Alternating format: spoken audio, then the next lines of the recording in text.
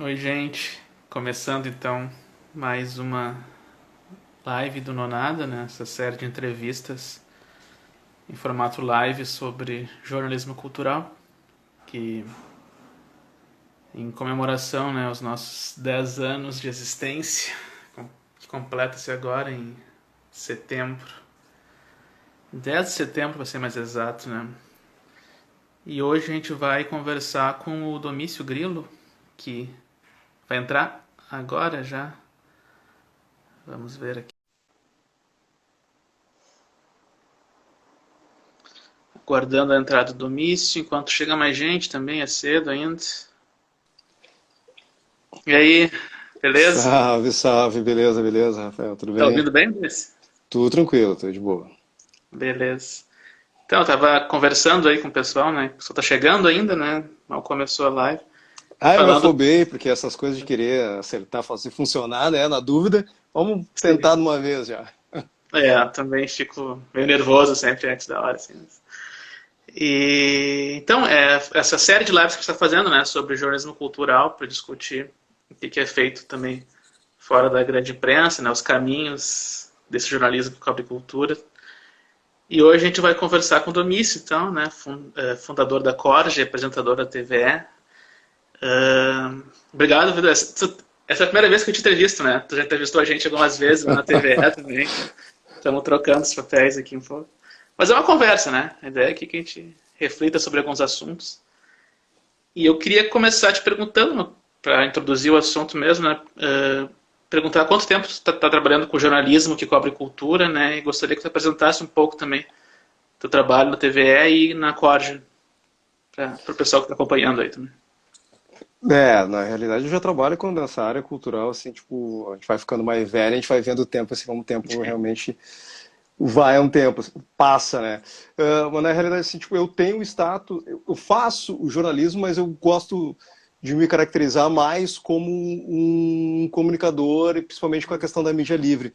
Porque eu não tenho formação em jornalismo, assim, na Sim, realidade eu acabo exercendo essa coisa muito tênue, assim, né, entre qual é o papel do jornalismo e o que é jornalismo, se fazer jornalismo, mas na realidade até por uma série de questões que tem, inclusive ataques à própria profissão do jornalista, né, e tal. Então eu prefiro dizer assim, olha, não sou jornalista, uhum. não exerço exatamente a função de jornalista, mas faço um pouco de jornalismo também, faço muito da comunicação. Eu trabalho como radialista desde 98 Bah. e lá eu já comecei especificamente fazendo programas na área de música, principalmente muito voltados à área do samba e carnaval, assim. Tipo, até tem um cartaz aqui de uma festa, Samba, Suor e Cerveja era o nome do Ah, programa que a gente fazia assim. Começou sim. com a rádio educadora, depois foi para a Band lá como contratado e tal. E esse foi o primeiro start assim que eu dei por já ser um cara da área da música assim e tal, de ter bandas e trabalhar com comunicação dessas bandas, assim, com divulgação, eu acabei indo para o rádio e levando essa carga já do circuito musical ali e acabei tipo, ampliando as possibilidades. Esse programa foi interessante começar com ele, porque foi tipo, um nicho completamente diferente do que eu tocava. Eu era, participava da cena underground musical aqui, do rock, das coisas mais alternativas e acabei fazendo um programa de carnaval. Foi muito Uhum. massa, interessante nesse Ah, sentido. Em uhum. 2001 eu entrei para a TVA e entrei pensando mais na rádio FM Cultura e acabei caindo na apresentação, que é os dois veículos, né, da Fundação Piratini. Até lá ainda existia a Fundação Piratini naquele momento lá, né? Sim. Então os dois veículos eram a TVE e a FM Cultura. Pensei, entrei, fiz concurso público pensando muito na rádio e acabei parando na TV. E aí na TV acabei também de novo utilizando esse conhecimento que eu já tinha da cena e tipo esse fluxo que eu andava no que eu tinha no circuito e acabei parando no radar. E Sim. aí, como o radar é muito musical, essa coisa de ter tipo, mais voltado para o público jovem e tal, e de lá para cá eu comecei a, posso dizer assim, dentro da própria TV, a dar uma entrar mais na questão do jornalismo cultural ali que como me foi apresentado assim as questões mais pertinentes ao jornalismo cultural. porque aí eu comecei depois do Radar, comecei a fazer um programa de produção audiovisual, que era o Telecine, produzir, apresentar e fazer reportagens, até cair nas reportagens do Estação Cultura. E aí, quando eu Nossa. caí no Estação Cultura, é um programa muito específico aí, voltado à área de cultura, né? E aí, ali, sim, a ideia é de se fazer o jornalismo cultural. Então, ali Uhum. eu comecei a reformular o que eu já tinha como alguém que colocava informações em circulação, né? Comunicava, mas talvez não com com, como eu posso dizer assim, não a seriedade, mas assim, um aprofundamento que o Estação Cultura exige, assim, por ser uma pauta muito específica em vários espectros, assim, desde do conhecimento mais profundo e específico de uma determinada área da cena cultural, até alguma forma de até passar aquela informação para quem nunca ouviu falar sobre determinadas áreas da cultura, assim, e tal. Mas tinha um Sim. público muito específico também que tinha que se dar conta daquilo ali também. Então Uhum. ali foi uma escola, sim, fundamental, assim. Uhum. E isso já foi há sei lá, uns 10 anos atrás, entre idas e vindas. Há uns Uhum. 4, 5 anos eu estou apresentando o programa. Então, desde que eu entrei na TVE, isso há 18 anos, e antes disso, eu nunca trabalhei sem ser na área de cultura, assim. Sempre foi na área de cultura, seja ela música, aí o Estação Cultura que é muito mais amplo, Uhum. e Geral. É.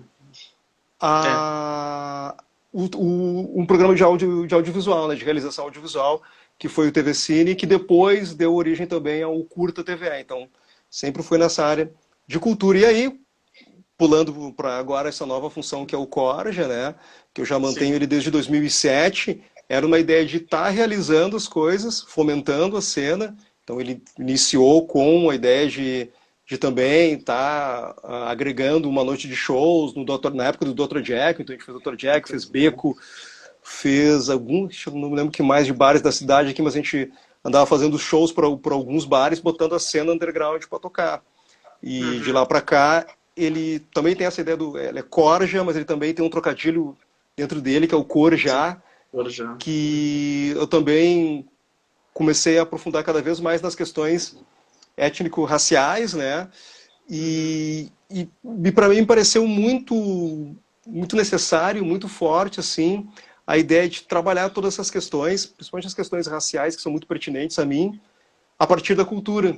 Então Uhum. eu acabei fazendo esse atravessamento e o core já é justamente esse momento, é isso, é falar sobre cultura pop ou cultura em todos os aspectos possíveis, mas tentando sempre tendo um atravessamento tipo, das questões raciais e até das questões assim que são mais subversivas, assim, pessoal, tudo que é contra a cultura, o que é contra o que podemos dizer assim, o heteronormativo ou Uhum. contra-hegemônico, a gente está colocando lá. Tipo, é mais ou menos apresentando resumidamente o que tem feito nos últimos Sim.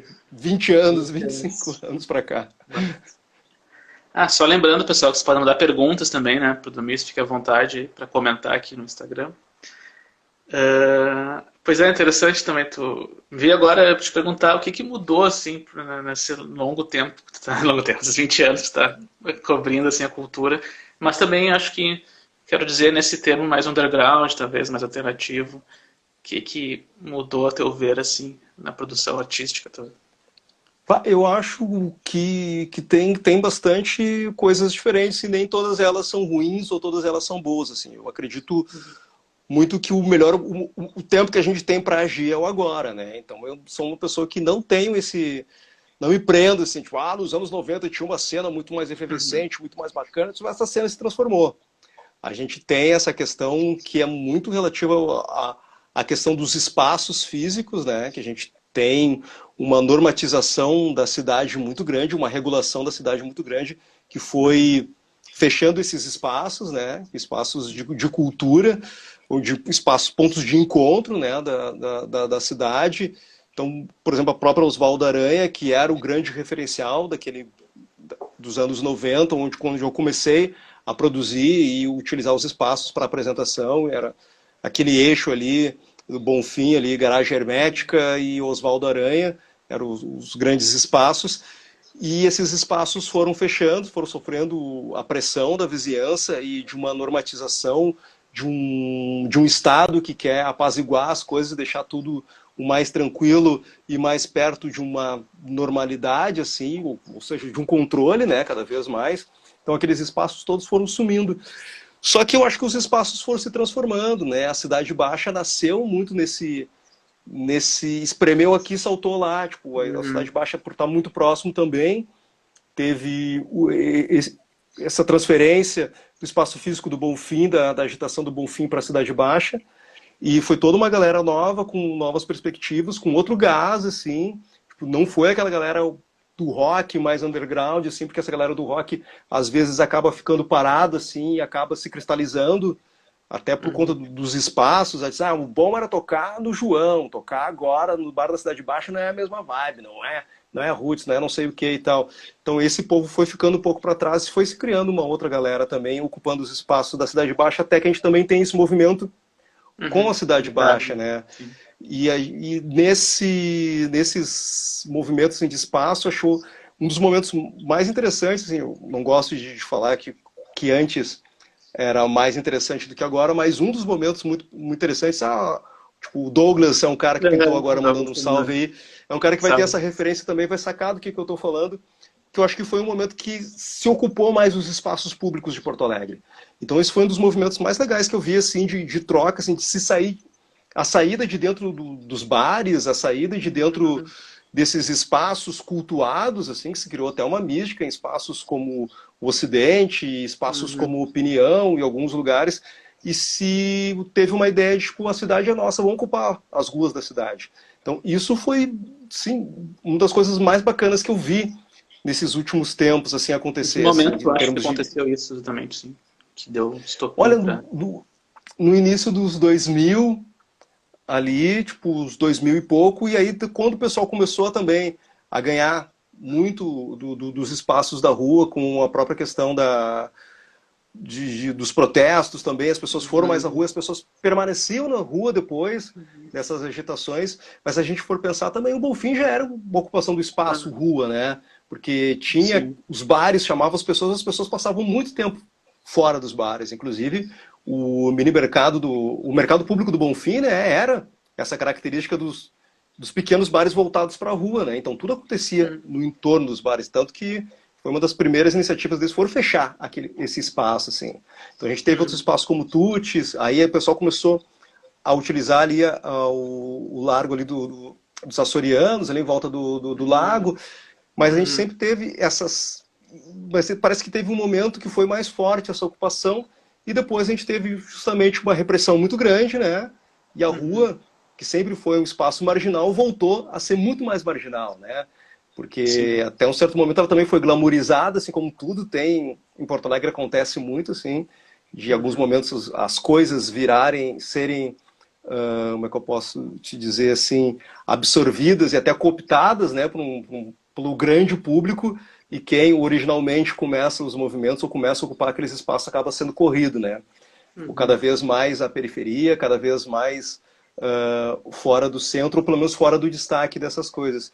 E nesse momento que a gente está agora, tipo, num momento que ninguém sabe o que se fazer e como fazer, esses movimentos virtuais me parecem uma outra coisa interessante dentro da produção, né, cultural, só que a gente não pode ficar só nisso, né, que a gente já tinha uma grande dificuldade com relação aos artistas da cidade a ter público nos seus eventos, né, de fazer com que as pessoas realmente comparecessem, que as pessoas consumam a arte produzida aqui na cidade, né?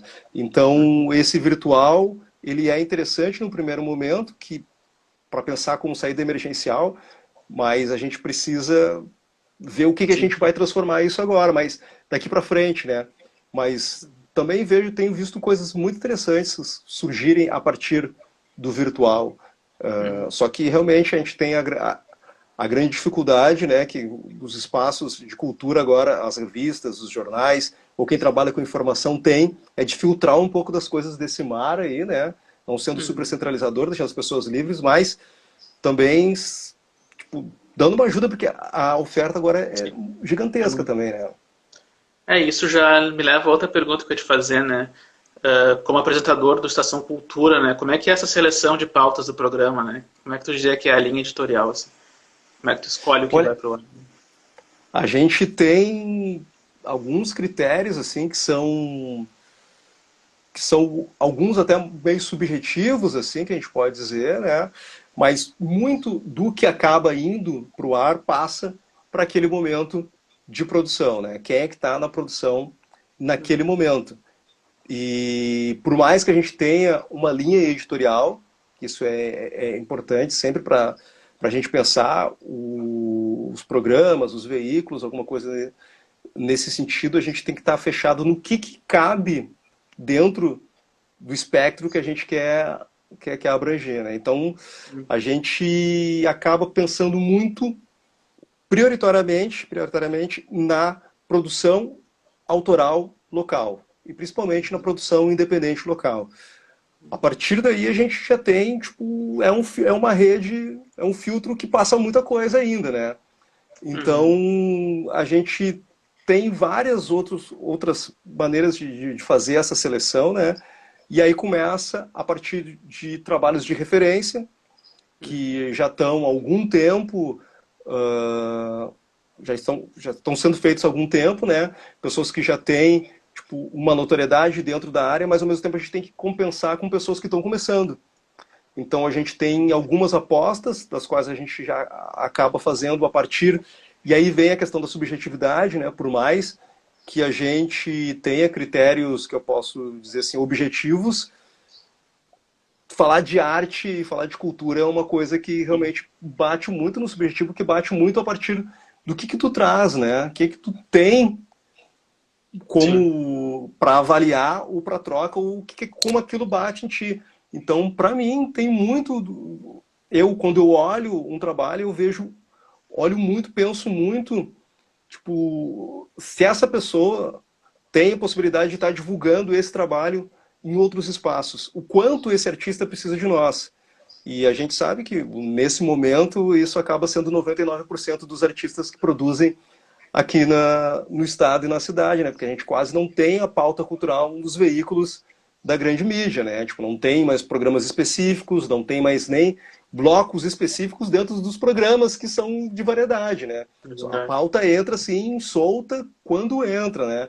Uhum. Então a gente sabe que é bem difícil, então a gente sabe que existe uma grande carência, então a gente tenta colocar quase tudo que nos chega, mas é muito difícil a gente colocar tudo que nos chega. Sim. E como eu falei, tem a questão do subjetivo, né? Eu tenho um filtro muito grande para artistas negros, para artistas de periferia, Uhum. para artistas que pensam na arte para além da questão estética, assim, que pensam a sua arte com um propósito, com um direcionamento muito forte, ou com um discurso mais forte assim, para a área social, política Uhum. e para questionamento do momento que a gente vive. Assim. Isso é algo que me toca muito. Assim.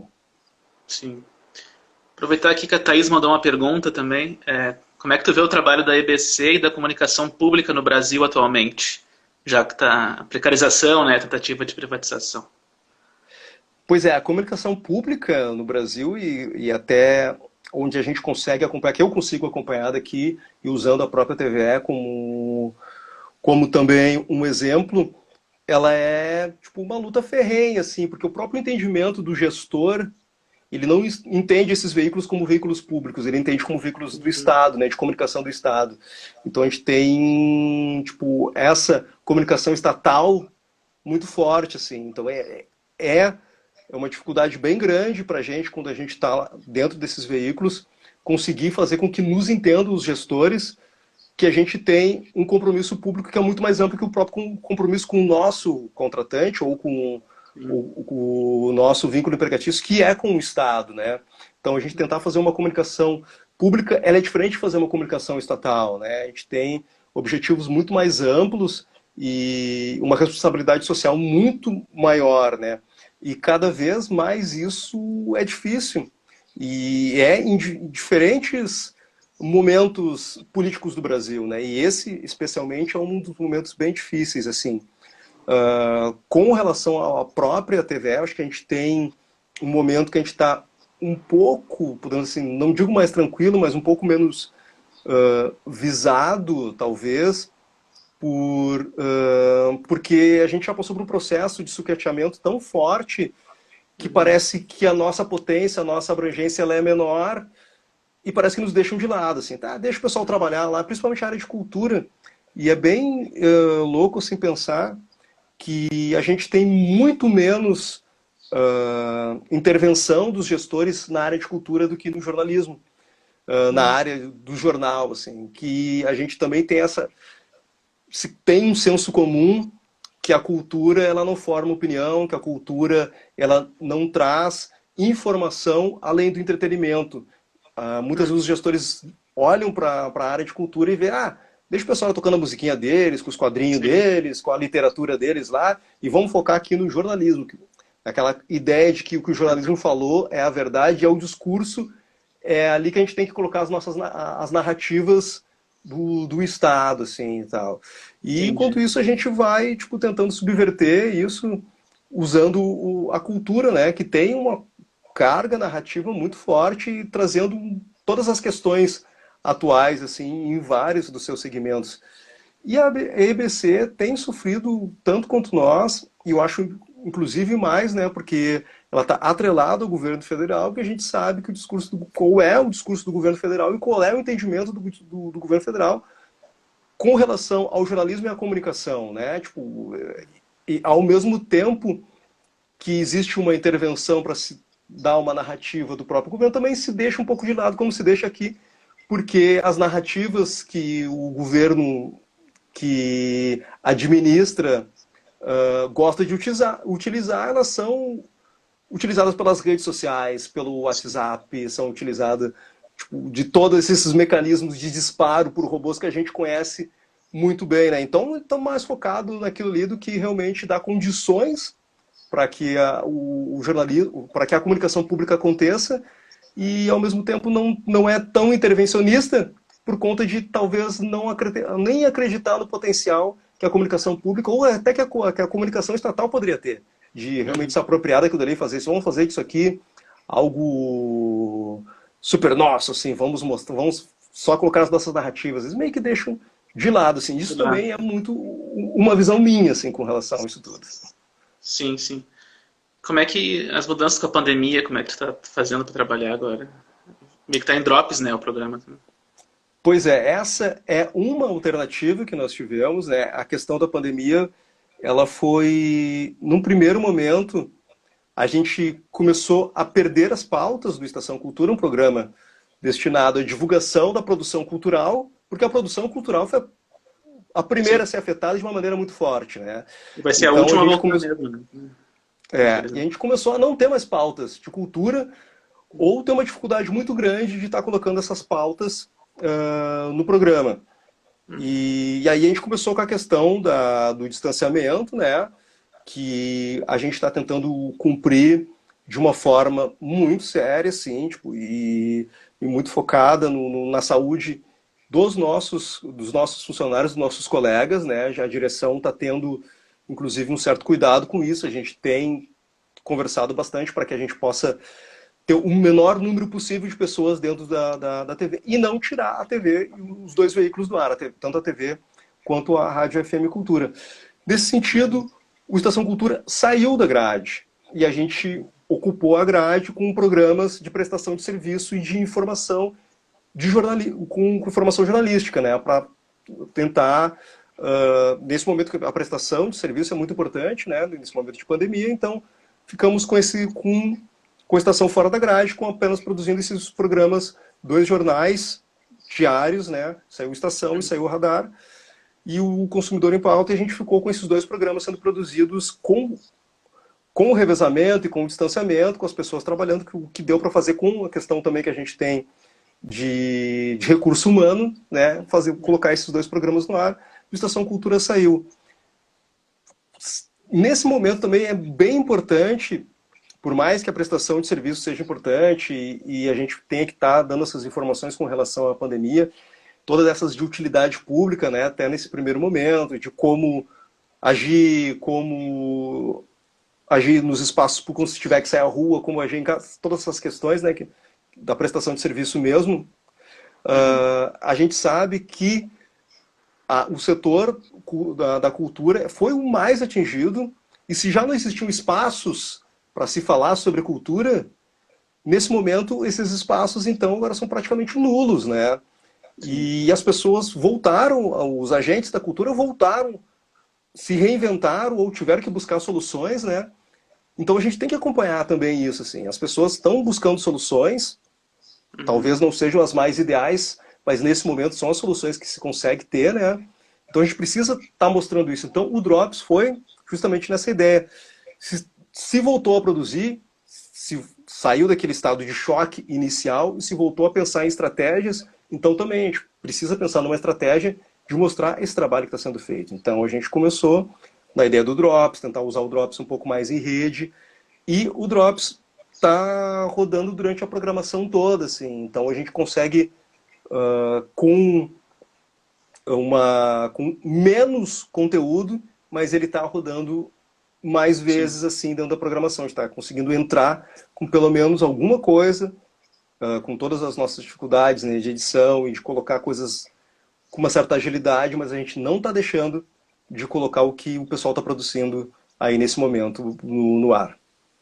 Sim. Queria te perguntar como é que tu observa assim, o jornalismo que cobre cultura no Estado, assim, eu digo em questão de representatividade, também qualidade, como tu falou que até os programas de variedade dão menos espaço cada vez mais, né, para eventos, para a área cultural de modo geral, né, então parece que cada vez mais nichado, né, talvez assim, por onde é que a gente está indo, né, por onde é que a gente vai se formar daqui a pouco sobre cultura. Uma das questões também que eu já trouxe antes para alguns convidados é que talvez estejam num limite cada vez maior entre jornalismo e produção de conteúdo também, né? Tipo, por exemplo, a gente teve a revista Noise aqui, né? Daí eles falaram que, basicamente, né, para se manter, tiveram que também juntar junto com o produto, né? Com o disco, né? Que cada mês vem um disco diferente acompanhado da revista, né? Enfim, talvez tu acha que isso também é uma tendência para o jornalismo que cobre cultura, tipo, cada vez mais está atrelado a algum tipo de produto ou de serviço, assim.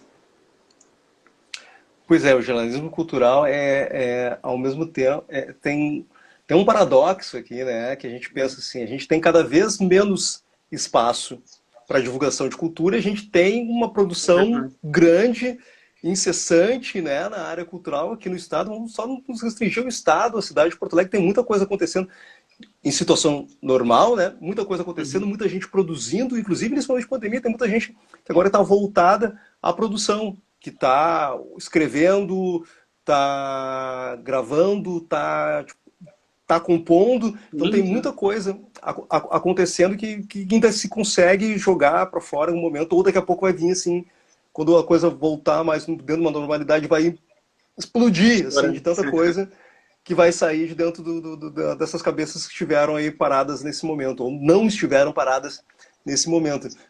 E ao mesmo tempo, os veículos, é uma dificuldade tão grande de se conseguir fazer com que, às vezes, a gente tem uma noção que a gente tem muito artista e pouco público, de uma certa forma. É muita produção artística e pouco público, que parece que uma ideia assim de consumir esses veículos cada vez é mais difícil de fazer com que esses veículos emplaquem.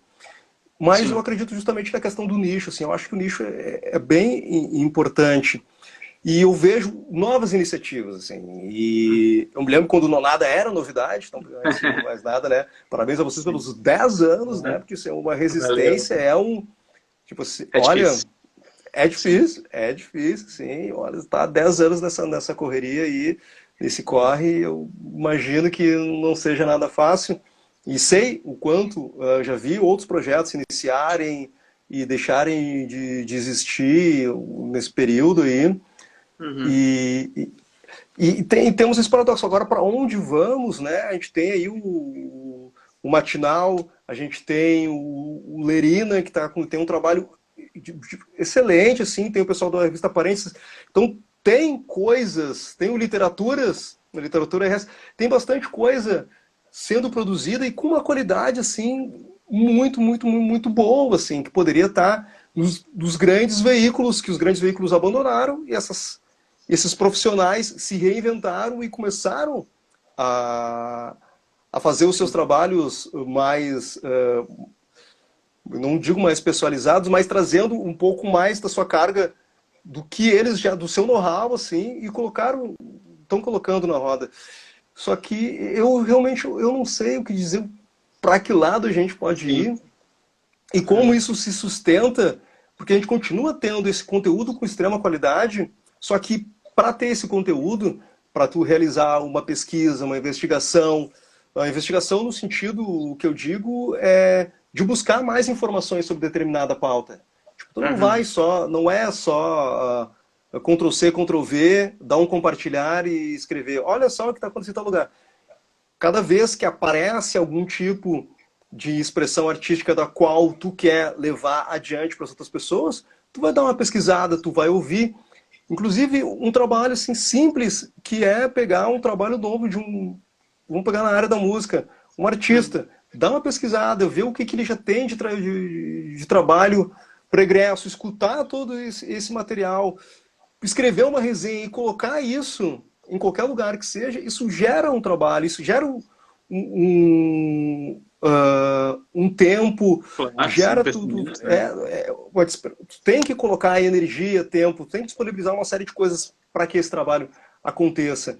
Isso tu fazer de uma maneira séria, uma maneira responsável, isso exige bastante, né? Sim.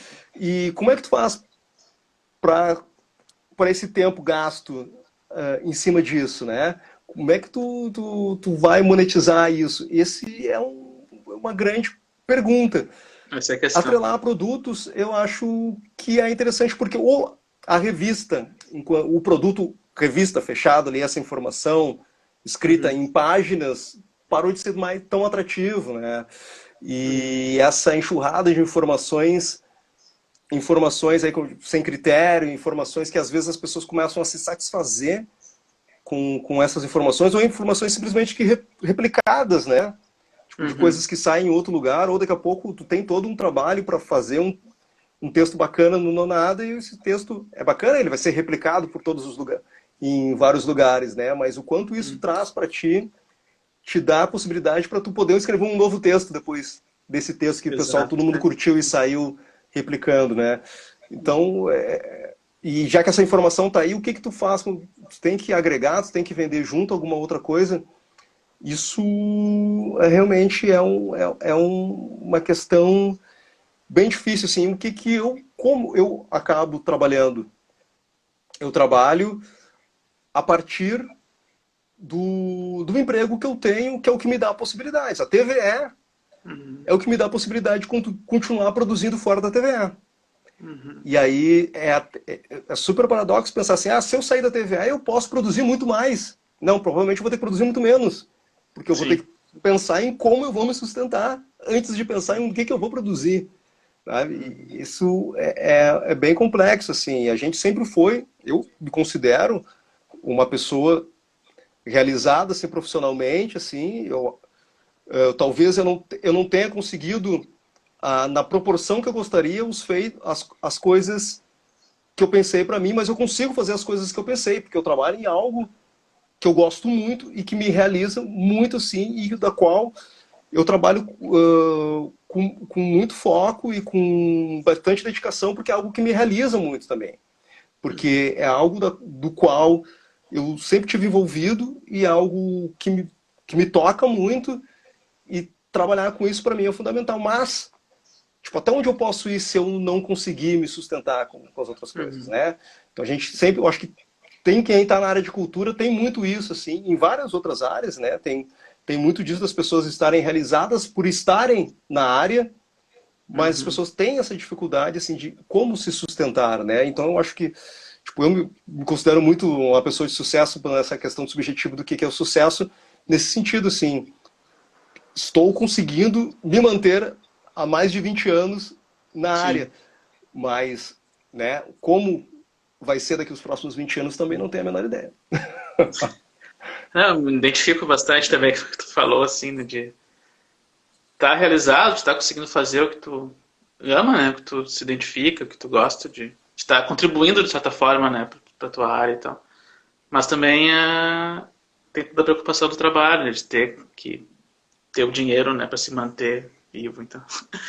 Mas essa é uma pergunta que não tem resposta fácil mesmo, né?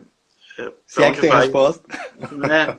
Porque não é só o jurídico cultural, o jornalismo, de modo geral, está sempre em crise também, né? Tipo, de crise de confiança, né? Crise de dinheiro, enfim.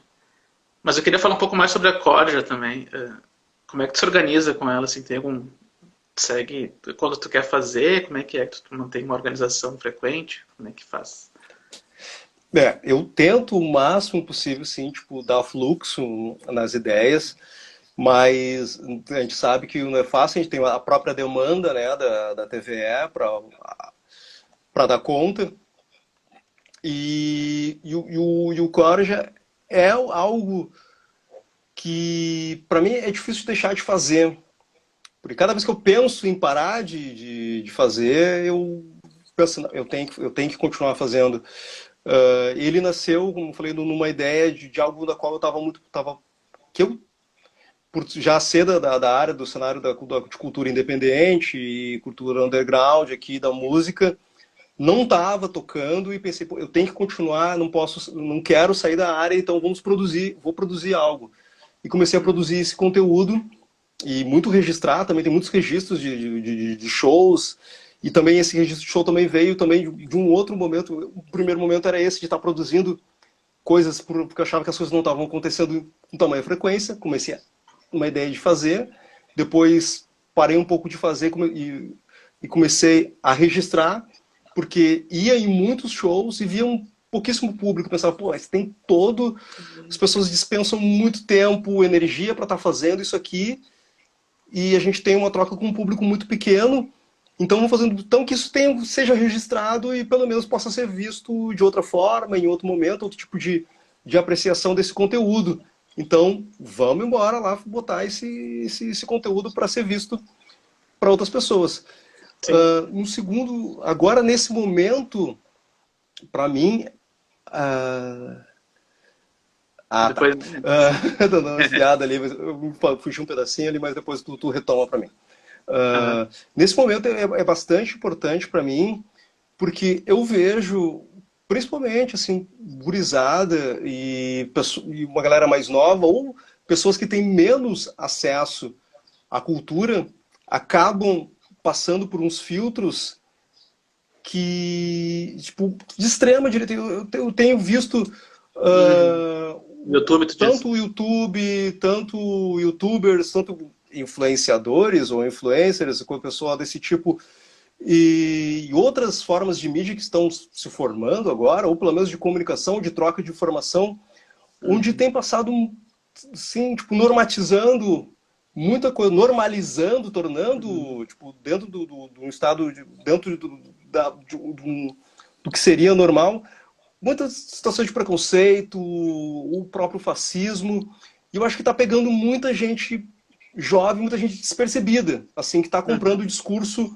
por trás de outras coisas. Então, o que eu sempre que eu tenho que eu me tenho focado muito no Corja nesse momento é de trazer produtos, né, ou produção cultural que tenha um viés muito mais progressista, libertário ou até subversivo, Uhum. travestido de entretenimento ou de simplesmente cultura, sabe? Discursos Uhum. políticos, discursos sociopolíticos históricos fortíssimos que estão por aí, Uhum. e eles precisam ser lidos. E às vezes eu faço esses dois movimentos. Ou trago uh, coisas muito fortes, narrativas muito fortes, e apresento elas apenas como objetos de cultura, ou trago Uhum. objetos de cultura e mostro as narrativas que estão por trás, assim, e sempre numa Ah, ideia propositiva.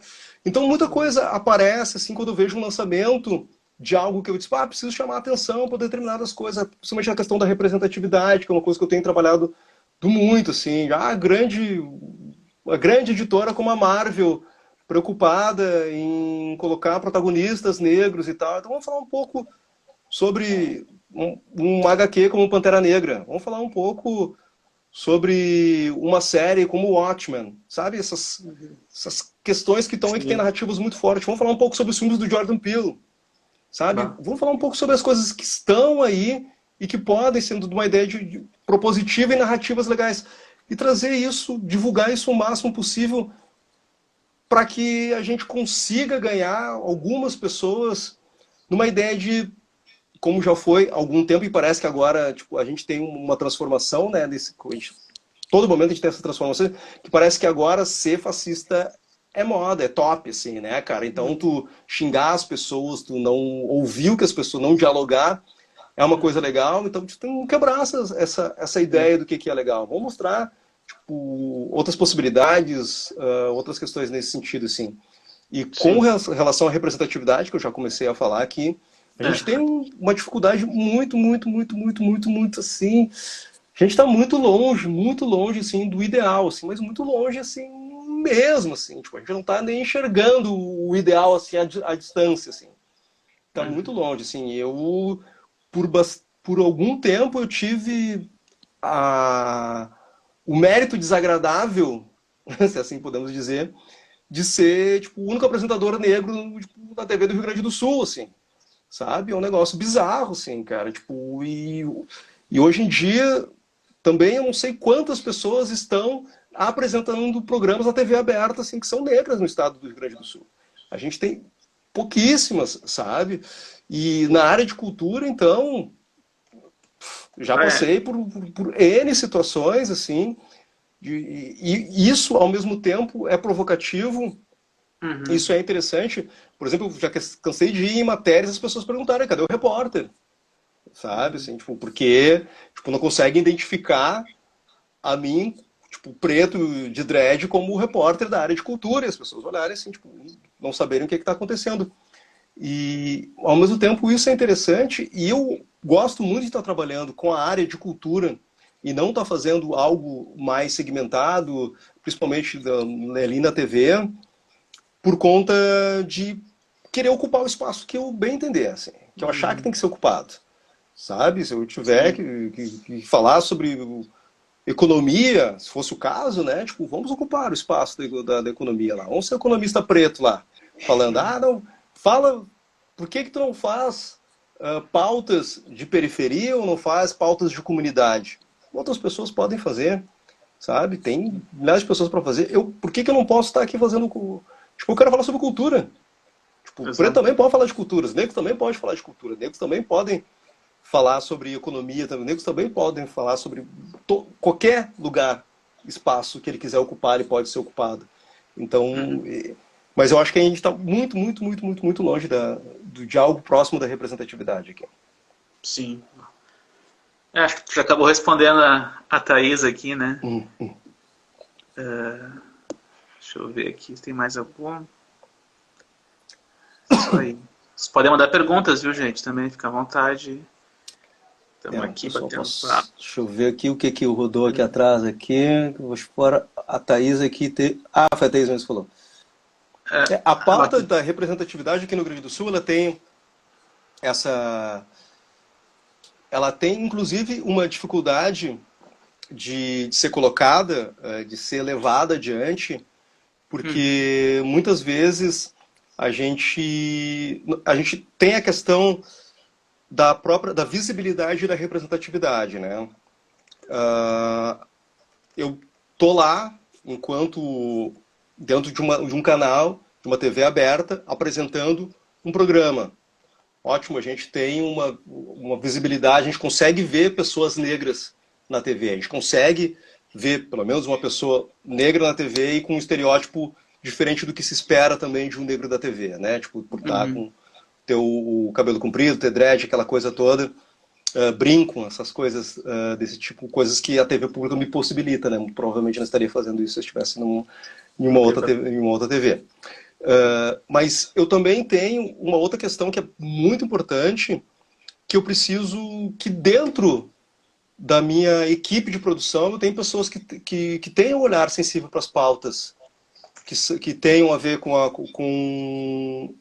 questão de raça, de gênero, porque a representatividade, ela passa por isso, por esse discurso também, porque senão eu tô lá reafirmando todos os discursos que já estão colocados numa normatividade que a gente tem, né? A gente Sim. já, um discurso hegemônico que está lá, tipo, aí na realidade o próprio discurso hegemônico se apropria da minha cara, da minha voz, para ser Uhum. reforçado, sabe? Então, eu preciso também trazer essa pauta que é relativa às questões de raça e a questão de gênero, a partir do olhar dessas pessoas dentro das produções, dentro das redações. E não só trazer a partir, não só ter esses olhares sensíveis para ser, precisamos falar sobre determinados aspectos que estão aí, por exemplo, na área de cultura, falar sobre a questão racial na área de cultura, como também eu preciso dar um enfoque certo para isso. Então, os espaços de decisão também são necessários dentro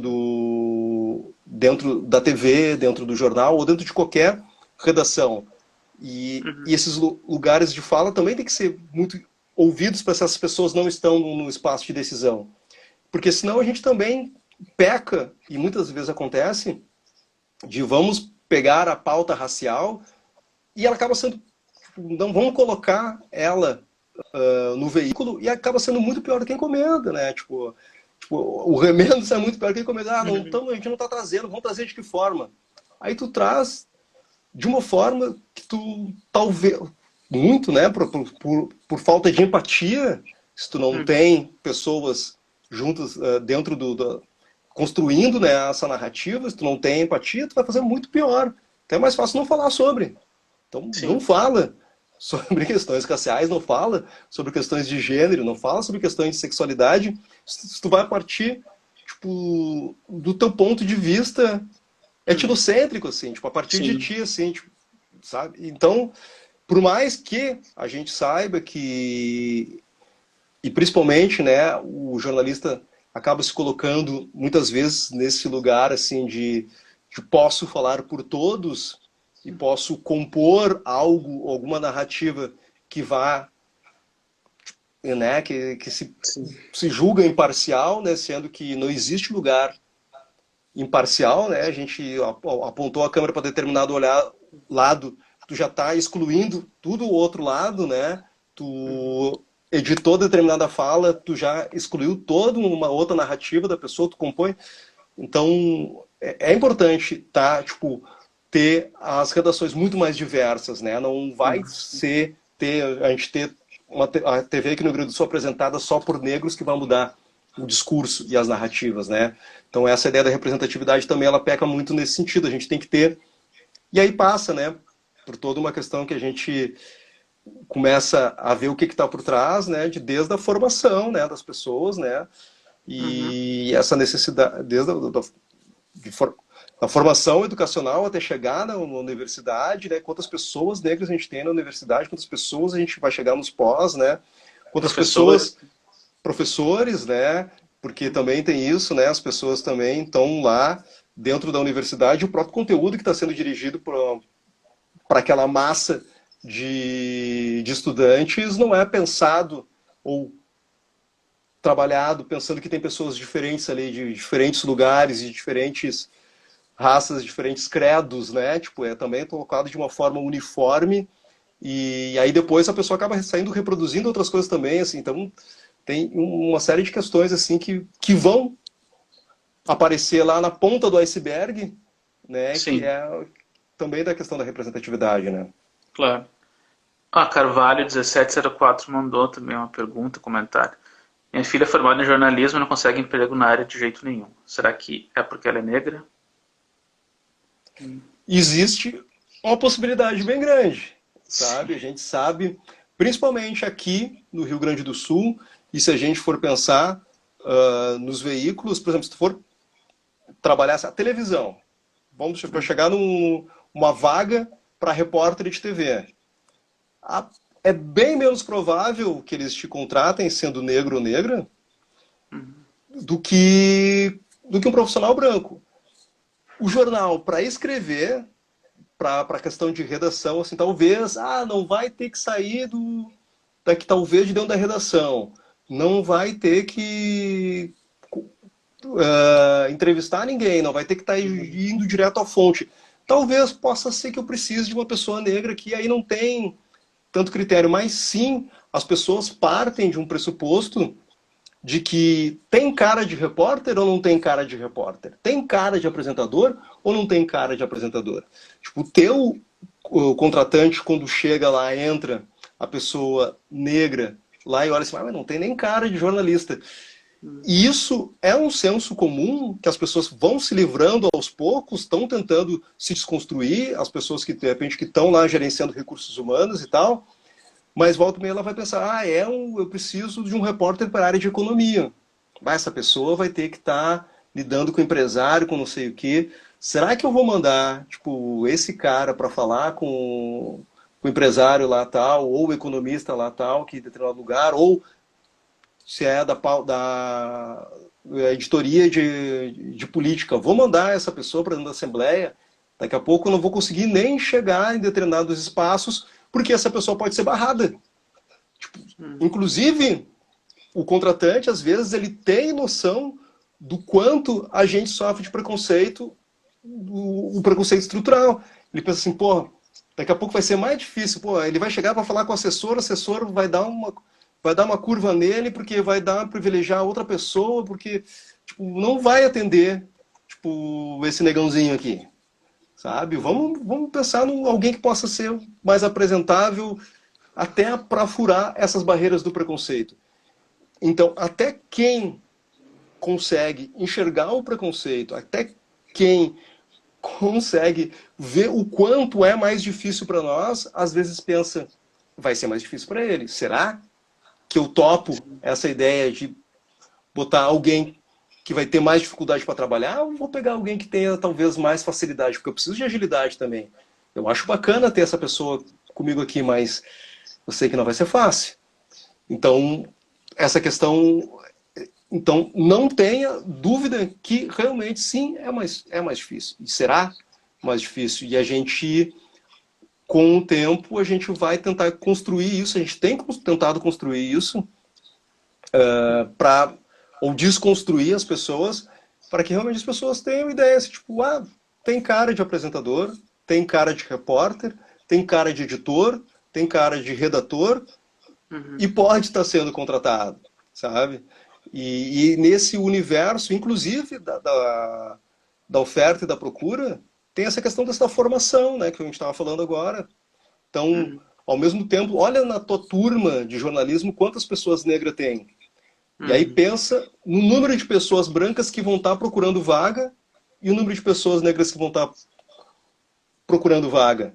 Então, pensando nesses todos esses entraves que o racismo estrutural proporciona, até para o próprio empregador vai pensar assim, eu vou no que vai ser mais fácil. Eu tenho uma oferta tão grande de pessoas brancas que não vão ter nenhum problema em se deslocar, se locomover nos espaços, então por que investir em alguém que vai ter todas essas dificuldades assim, de trânsito por conta das estruturas que são racistas? Né? Se a pessoa tiver um mínimo de consciência. Se ela não tem consciência, às vezes ela pensa inconsciente, isso está inconsciente, está lá subjetivo, né? Na cabeça dela já, tipo, eu acho que talvez não seja o melhor. Sim. Batana, fico pensando aqui também. Mas tipo, a Thaís comentou mais uma vez sobre a TV Nação Preta, né? Queria que tu falasse um pouco do legado dela para comunicação, CM Que ela Comunicação. tá aí ainda, né, cara? Ela existe ainda, a TV Nação Preta tá acontecendo ainda. Sim. E uma das coisas que eu acho bastante importante, estava falando justamente sobre isso, o quanto a gente tem dificuldade de ter uma narrativa realmente representativa a partir de todo o percurso, né, que a gente tem para se colocar essa narrativa, apresentar ao público essa narrativa, né?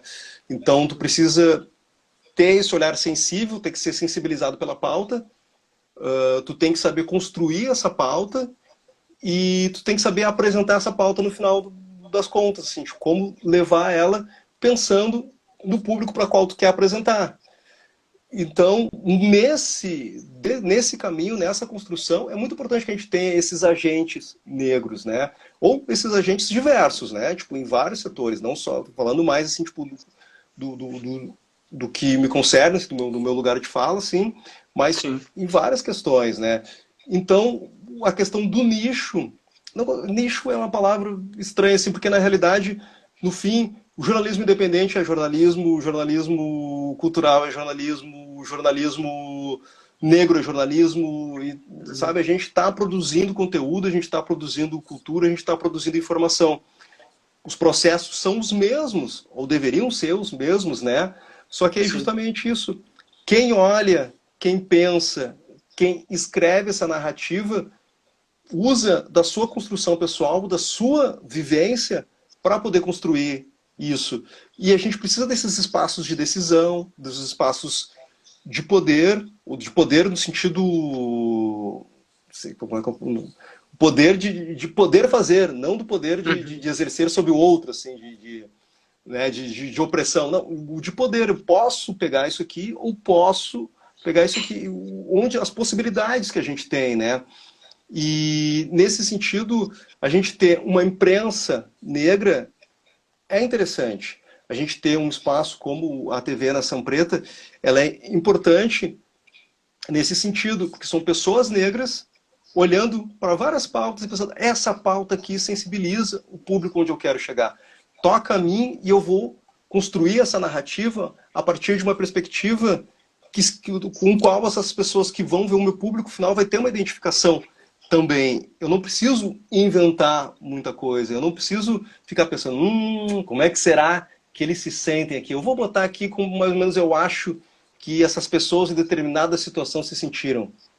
Não, eu posso construir isso, apesar que é importante também a gente sempre pensar, né, que não existe uma única narrativa negra, não Uhum. existe um único pensamento negro, não existe uma única forma de ser negro, sabe? Existem várias pessoas em diferentes situações, várias pessoas em diferentes situações financeiras, de instrução, de Sim. espaço de convivência, tem muitas coisas para ser construídas, tem muita forma de ter muita informação e várias coisas diferentes para ser construídas. Então, a gente tem muita possibilidade de construir pautas diferentes a partir de um recorte, um Sim. pseudo recorte, né? Então, a TV Nação Preta ela é muito importante nesse sentido, dela estar sendo construída por pessoas negras, pensada para pessoas negras. Aí então diz assim, então as pessoas brancas não podem, não devem? Muito pelo contrário. Eu acho que para tu desenvolver, inclusive, a tua empatia e para tu começar a pensar como o que toca as outras pessoas, tu vê essas pautas, como elas são construídas ou como elas chegam, essas narrativas em ti, é fundamental, porque a gente não vence o racismo. Também essa coisa também de colocar apenas sobre os nossos ombros o peso do racismo quando a gente é afetado por ele e quando não somos nós que produzimos o racismo, né? A gente é passivo do racismo. Então a gente tenta mudar algumas pessoas, principalmente as pessoas negras, para que elas possam ser, que elas sejam mais fortes perante o racismo, mas a gente também precisa conversar com as pessoas que efetivamente estão agindo de maneira racista, né? Que estão engendradas dentro desse sistema, estão reproduzindo e estão, inclusive, se beneficiando desse sistema e dessa estrutura, né? Então, é interessante, a TV Nação Preta tem produzido conteúdo, produziu bastante, eu produzi há algum tempo com eles, eu e a minha companheira, Fernanda Carvalho, também produzimos por bastante tempo, ela foi uma das pessoas que deu o start, né? A TV nasce dentro do... A TV, a Web TV, né? Nasce a partir do programa Nação, que aconteceu, que começou lá dentro da TVE, né? Com Sim. a Vera Cardoso, que Ah, que também há legal. bastante tempo já trabalhava, né, com as pautas negras, né, já fazia esse jornalismo antes e participou de veículos impressos bem importantes também dessa imprensa negra e colocou esse programa em pauta lá na TVE e o programa foi super importante, super representativo. Foi um programa que foi exibido nacionalmente, ganhou prêmios pelo Brasil, afora, e essa derivação para a Web TV, né, com a saída da Vera, a Vera se aposentou, infelizmente perdemos a Sim. Vera muito cedo, né, o ano passado a Vera faleceu, Uhum. e Mas a TV continua, a TV Nação Preta, com a Gabriela Barenho, que é a filha da Vera, que também foi minha colega lá na TVE, Uhum. e é a Desculpa, produtora. desculpa te atrapalhar, mas é que vai cortar a live, acho que 1 hora fecha o tempo. Uma hora Eu vou ter que fecha, né? encerrar aqui pra salvar, mas eu volto contigo já daqui a pouco pra gente finalizar daí, beleza? Beleza. Desculpa. Só pra